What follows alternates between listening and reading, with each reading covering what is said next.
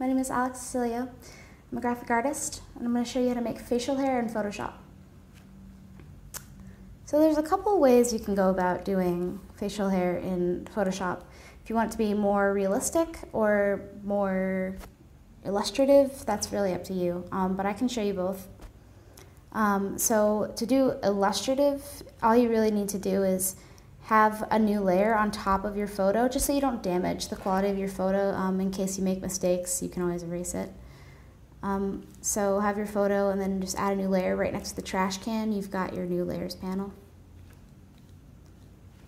And then if you just wanted to do like an illustrative little, like, when I say illustrative, I mean kind of like cartoony, or preferably drawn, illustrated, hand illustrated.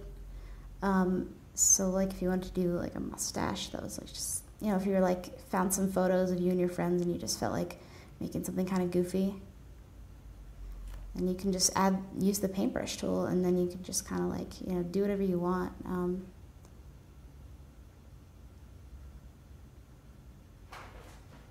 A lot of people like to use this for making unibrows on people, I've noticed. And then you can make your little hole. So that's how you do the, you can also use, there's a couple different paintbrushes you can use. You can go to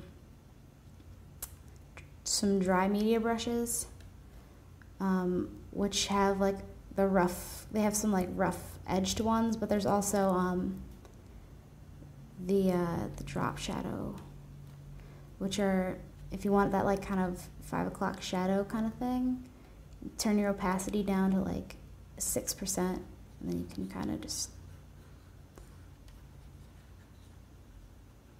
this is specifically for like shadows, so I think this is like the perfect tool to use. Oh my gosh. Okay, so that's how you can do like those two things, but then now what I'm going to show you is some more realistic facial hair.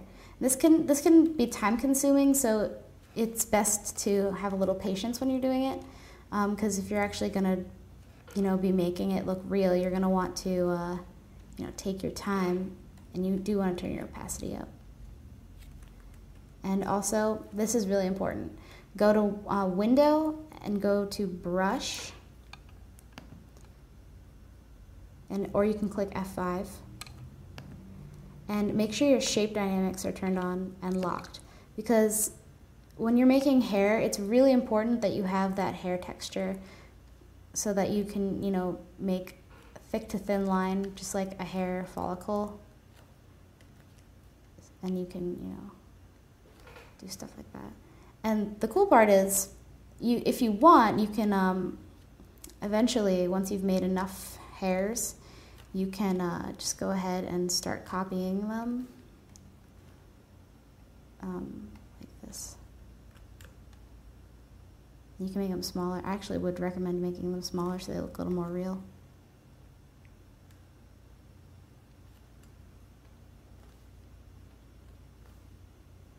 And the best way to really get a good reference would be to either Google search just like, you know, beard or goatee or whatever, or if you know somebody that has one, just take some time and just look how the hair grows off the face, because you'd be surprised how tricky it is to draw facial hair, because when you're drawing just lines like this, it's, you know, you don't want the line to look like a line, you want it to look like hair.